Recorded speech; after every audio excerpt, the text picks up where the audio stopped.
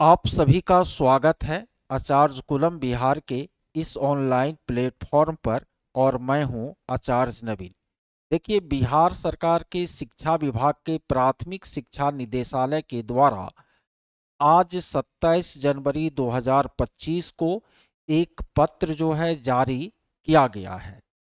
यह पत्र जो है आपको इससे संबंधित है कि बिहार के जो सरकारी विद्यालय हैं उसमें आपको खास करके जो प्रारंभिक विद्यालय हैं जहां पर वर्ग 1 से 5 अथवा वर्ग 1 से 8 तक की पढ़ाई होती है, वहां शिक्षकों का क्या मानक होगा। लेकिन यह पत्र जो है और भी कई बातें हमको बतलाती है, जैसे कि आगामी दिनों प्रधान शिक्षकों का पदस्थापन किस प्रकार होगा।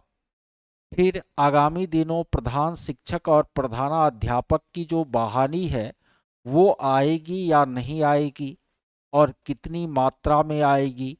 साथ ही साथ टीआरई 4.0 टीआरई 5.0 की वैकेंसी जो है आएगी या नहीं आएगी, और यदि आएगी तो कितनी संख्या में आएगी। इन सारे तथ्यों का जवाब हमें इस पत्र से मिल जाता है। तो चलिए हम लोग देखते हैं इस पत्र को और समझने की कोशिश करते हैं। देखिए, इस पत्र को वैसे आप लोग पढ़ चुके होंगे। यह आपको पंकज कुमार जो निदेशक है प्राथमिक शिक्षा, इनके द्वारा जारी हुआ है। और यह पत्र जो है बिहार के सभी जिलों के जिला शिक्षा पदाधिकारी को संबोधित है। इसमें आपको कहा गया है कि बिहार के सरकारी प्रारंभिक विद्यालय जहां 1 to 5 और 6 to 8 की पढ़ाई होती है, वहां आपको शिक्षकों का क्या मानक होगा। देखिए, ये मानक आपको बहुत ही बेहतर मानक निर्धारित किया गया है। आरटी 2009 में जो मानक है उस मानक से कुछ ज़्यादा ही इसमें विस्तार दिया गया है। और निश्चित रूप से यह बिहार के प्रारंभिक शिक्षा के बेहतरी में एक मील का पत्थर जो है साबित हो सकता है।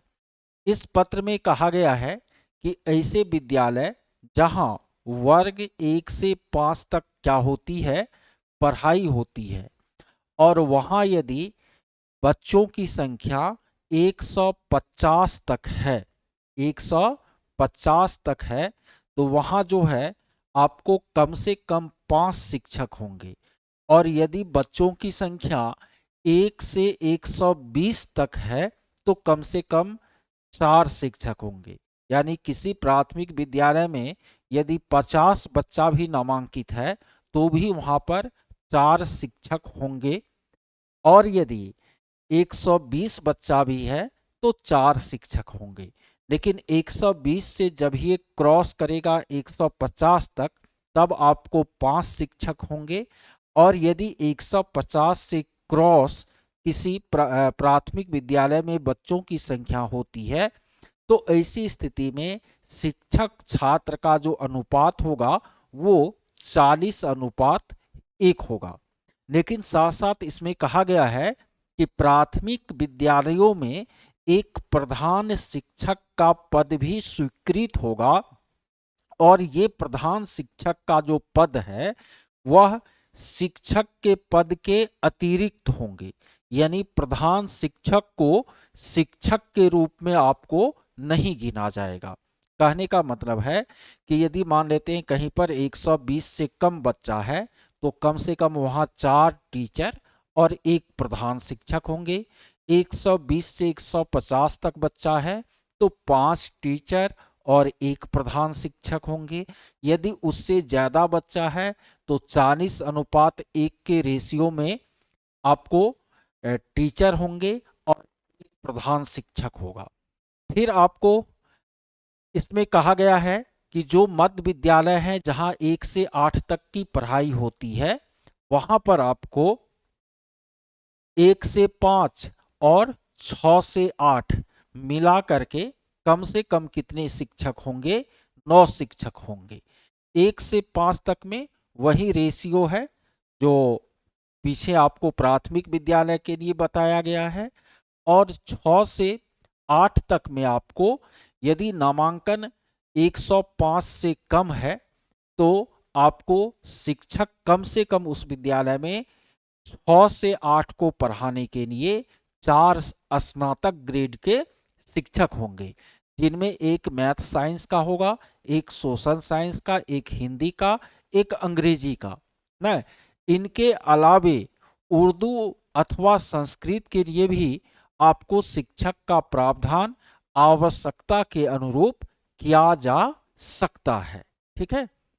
और यदि 105 से ज्यादा आपको बच्चे हैं तो 35:1 में टीचर होंगे। और टीचर जो विषय पीछे बताया गया है उन सारे विषयों के आपको क्या होंगे? टीचर होंगे। और मध्य विद्यालय में एक आपको प्रधाना अध्यापक का पद होगा जो शिक्षकों के अतिरिक्त क्या होगा? पद होगा। तो ये मानक आपको निर्धारित किया गया है। निश्चित रूप से यह मानक शिक्षा के अधिकार अधिनियम 2009 में जो मानक कही गई है उससे बेहतर मानक है और यह बिहार के प्रारंभिक विद्यालयों के लिए एक बेहतर बात भविष्य में साबित होगा। ठीक है। चलिए, इस पत्र से जो प्रत्यक्ष जानकारी मिली, जो क्या मानक होगा वह तो मिली ही। अब हम लोग आगे जानते हैं कि इस पत्र के अनुरूप और क्या क्या बातें निकल कर सामने आती है। देखिए, सबसे पहली बात जो सामने आ रही है वह यह है कि प्रधान शिक्षक का जो अभी परीक्षा हुआ, काउंसलिंग हुई, 40,000 के करीब, 37,000 उसमें आपको पास किए हैं।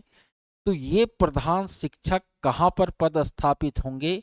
तो ओनली ये प्राथमिक विद्यालय में पदस्थापित होंगे, क्योंकि इनका पद आपको प्रधान शिक्षक का होगा। अतः यह 1 to 5 वाले जो विद्यालय होंगे उसमें ये क्या होंगे? पदस्थापित होंगे। ठीक है।